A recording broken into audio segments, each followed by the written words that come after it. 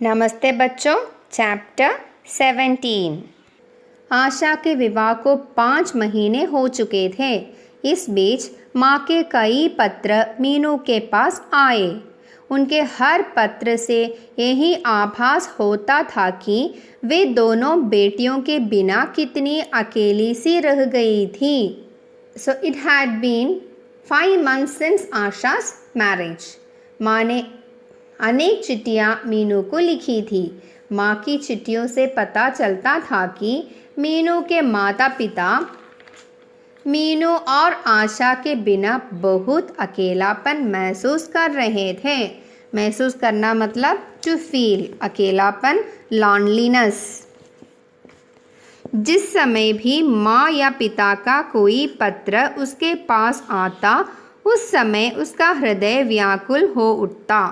उसे घर जाने की बेचैनी होने लगती, परंतु माँ सदैव उसे अपने पत्र में यही शिक्षा देती थी कि उसे लगन से पढ़कर अपने पाँव पर खड़ा होना है। देखो बच्चों, जब भी मीनू को पिता या माँ का पत्र आता तब वह बहुत बेचैन हो जाती थी और घर जाना भी चाहती थी, लेकिन माँ ने हर पत्र में उसके लक्ष्य के बारे में याद दिलाती रहती थी, यानी उसे पढ़कर अपने पाँव पर खड़ा होना है। Means she has to study and be self dependent. आज ही मीनू के नाम माँ का पत्र आया। मीनू माँ के पत्र को पाकर बहुत प्रसन्न थी। जैसे ही मीनू ने पत्र खोलकर पढ़ना शुरू किया, उसके हृदय में माँ के प्रति श्रद्धा उमड़ पड़ी। माँ के लिखे एक एक शब्द में कितना प्यार झलक रहा था। अभी मीनू पत्र पढ़कर रख ही रही थी कि इतने में नीलिमा के पति सुरेंद्र जी ने कमरे में प्रवेश किया। उन्हें देखकर मीनू आश्चर्यचकित रह गई।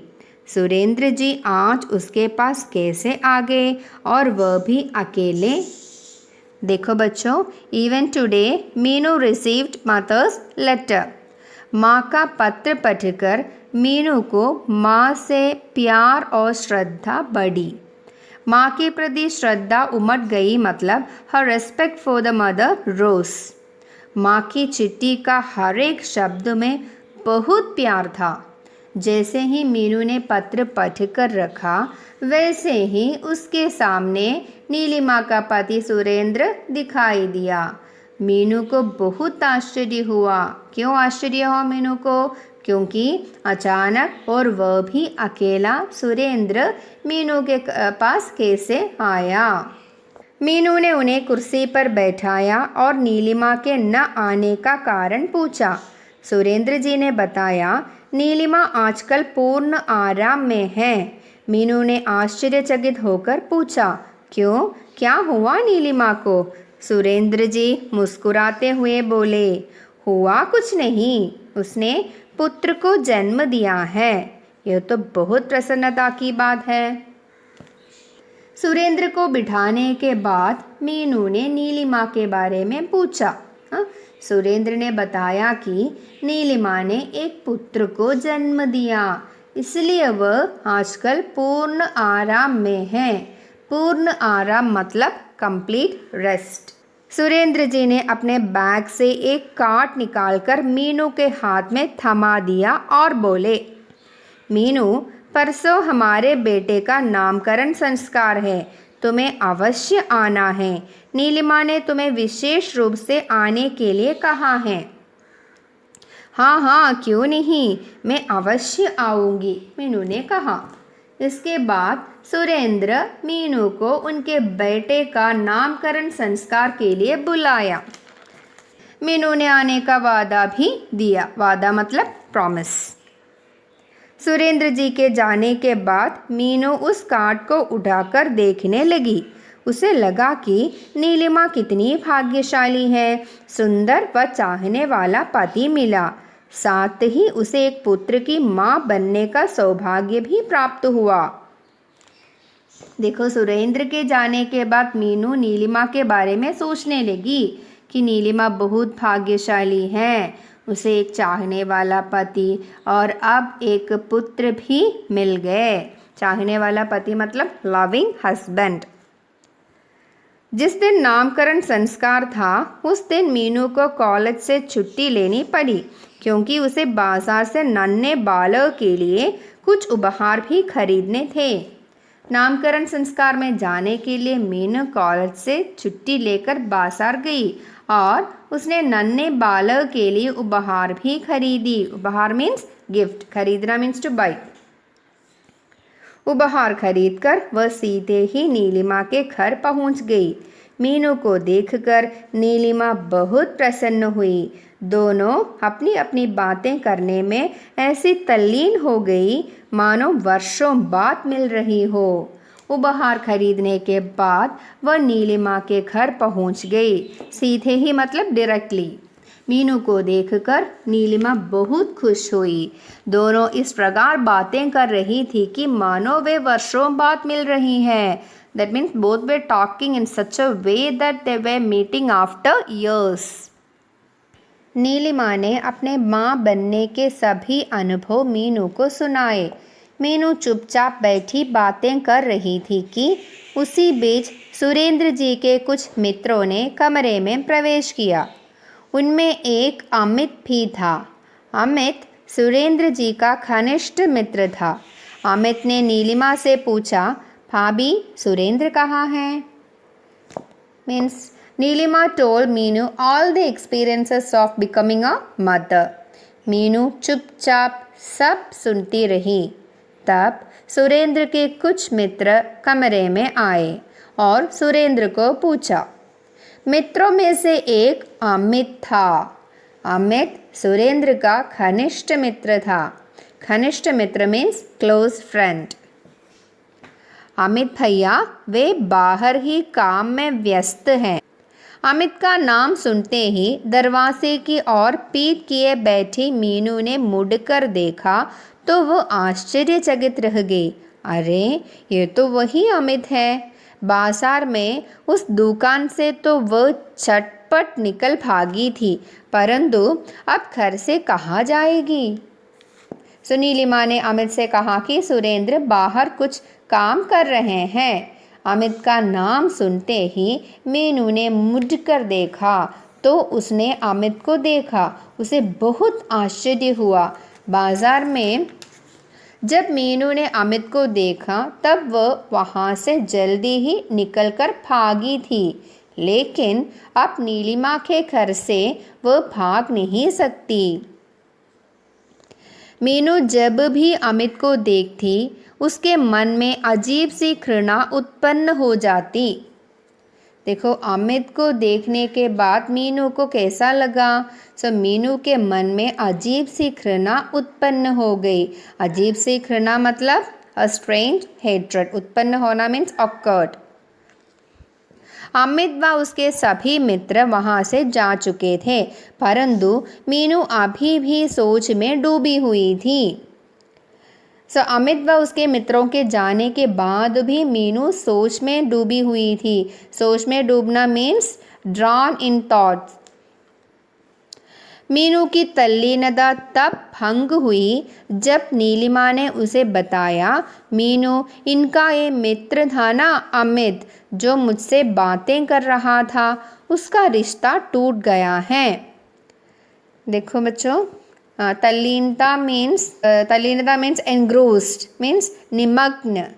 मीनू की सोच तब भंग हुई जब नीलिमा ने उसे बताया सुरेंद्र का मित्र है अमित, या अमित का रिश्ता टूट गया था। नीलिमा को पता नहीं थी कि मीनू अमित को पहले से जानती है। मीनू एकदम चौंक कर बोली, क्यों, क्या हो गया? मेरठ में ही किसी बहुत बड़े घर में इसका रिश्ता हुआ था। शादी से 1 महीना पहले लड़की वालों ने कुछ ऐसी बातें कही कि इन्हें रिश्ता तोड़ना पड़ा। ये सुनकर मीनू चौंक गई और अमित के रिश्ता टूटने का कारण पूछा। तब नीलिमा ने बताया कि अमित का रिश्ता मेरठ में ही किसी बड़े घर की लड़की के साथ तय हुआ था, लेकिन शादी के 1 महीने पहले लड़की वालों ने कुछ अनुचित बातें कही थी, जिसके कारण वह रिश्ता टूट गया। लड़की वालों ने कुछ तीखे वचन कह दिए होंगे, तभी रिश्ता टूटा है, वरना रिश्ता टूटना आसान काम नहीं है। मीनू ने अपने भाव व्यक्त किए। तब मीनू ने कहा, लड़की वालों ने कुछ तीखे वचन यानी शार्प वर्ड्स कहे होंगे, नहीं तो रिश्ता नहीं टूट जाता। रिश्ता मीन्स अलायंस यानी संबंध। भाव व्यक्त करना मीन्स टू एक्सप्रेस।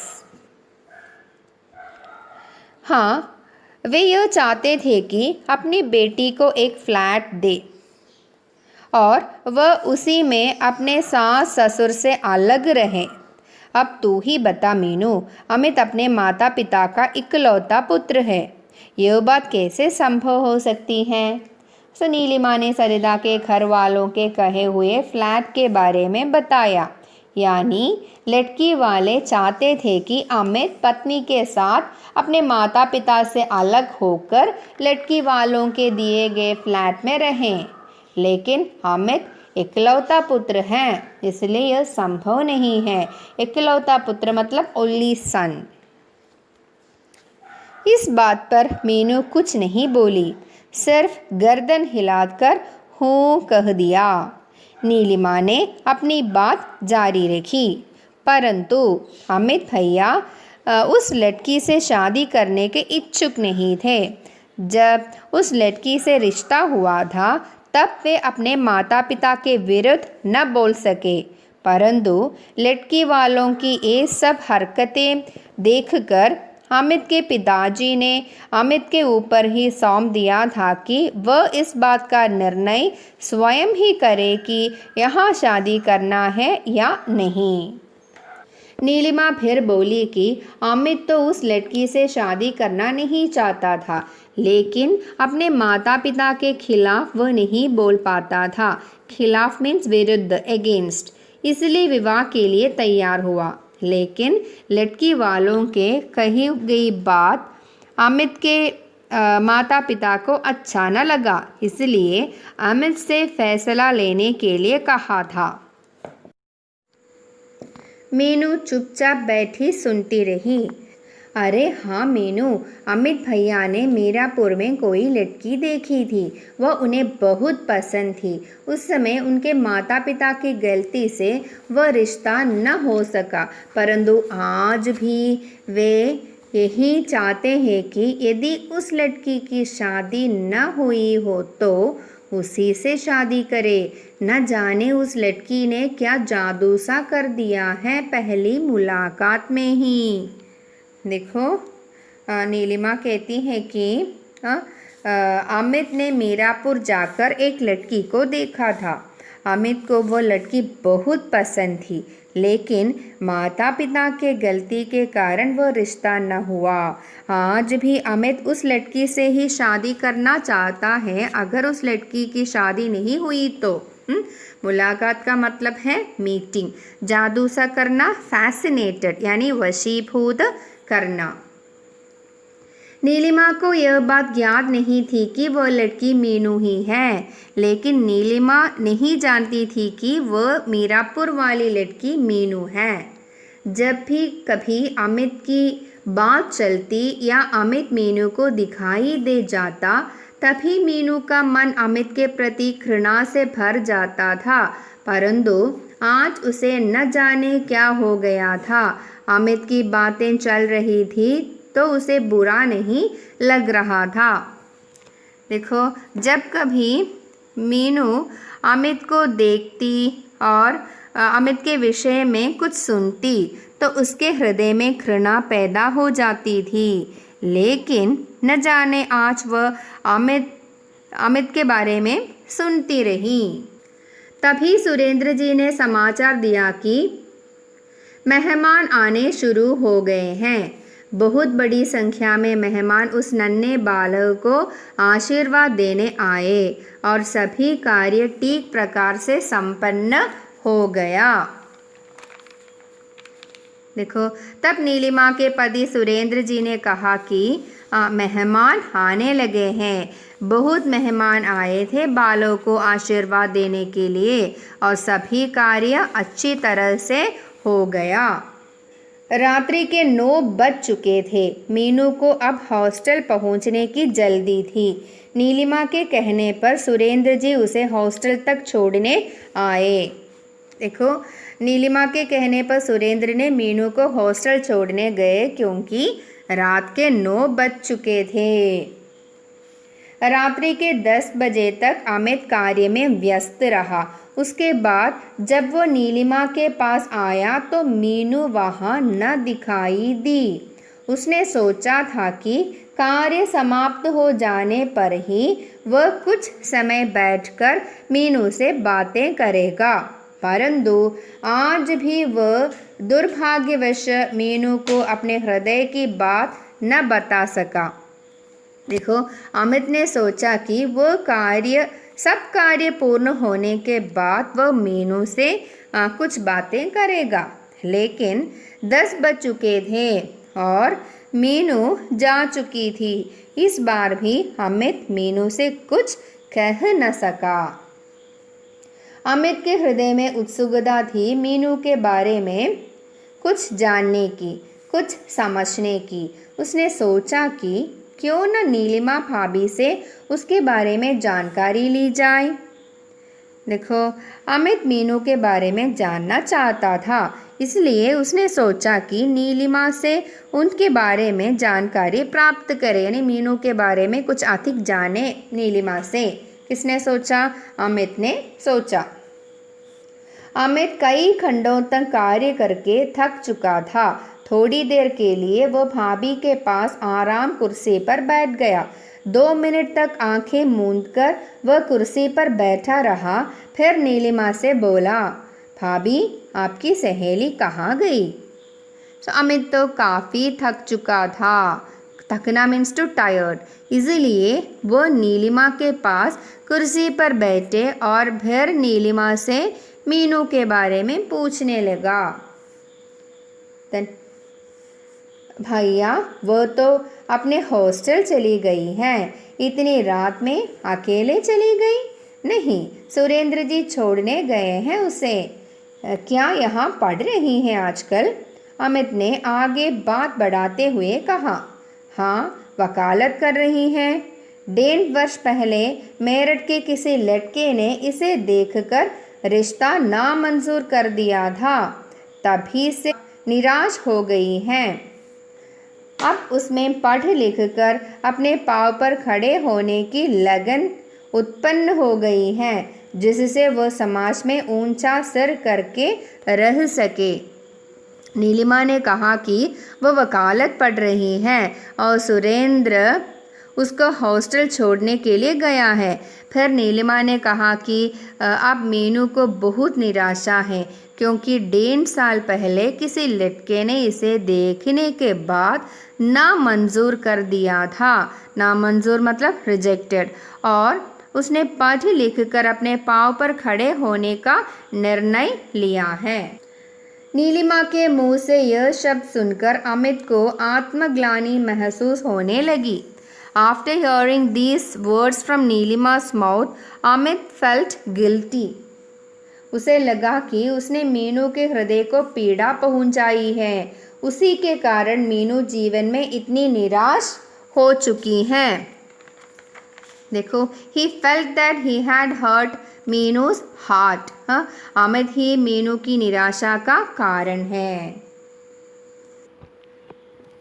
अमित ने नीलिमा को नहीं बताया कि अमित ही वो लड़का है जिसने मीनू के दिल को ठेस पहुंचाई है। अब उसे वहाँ एक पल बैठना भी मुश्किल लगा, इसलिए वह वहाँ से उठ खड़ा हुआ और जाने लगा। तभी नीलिमा ने कहा, भैया बैठ जाओ ना, अभी से कहाँ चल दिए? अमित कुछ उदास स्वर में बोला, भाभी अब मैं घर चलता हूँ, काफ़ी रात हो चुकी है। रास्ते भर अमित के मस्तिष्क में मीनू का वह मासूम चेहरा घूमता रहा जिसने प्रथम मुलाकात में ही अमित का दिल मोह लिया था। देखो, अमित ने नीलिमा से नहीं कहा कि वही वो लड़का है जो मीनू को देखकर इनकार कर दिया था।